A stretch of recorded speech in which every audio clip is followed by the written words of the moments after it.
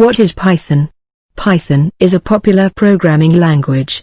It was created by Guido van Rossum, and released in 1991.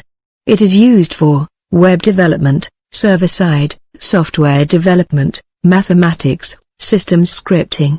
What can Python do? Python can be used on a server to create web applications. Python can be used alongside software to create workflows. Python can connect to database systems. It can also read and modify files. Python can be used to handle big data and perform complex mathematics. Python can be used for rapid prototyping, or for production-ready software development. Why Python? Python works on different platforms like Windows, Mac, Linux, Raspberry Pi, etc. Python has a simple syntax similar to the English language.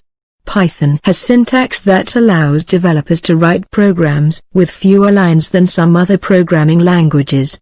Python runs on an interpreter system, meaning that code can be executed as soon as it is written. This means that prototyping can be very quick. Python can be treated in a procedural way, an object-oriented way, or a functional way. Good to know that. The most recent major version of Python is Python 3, which we shall be using in this tutorial.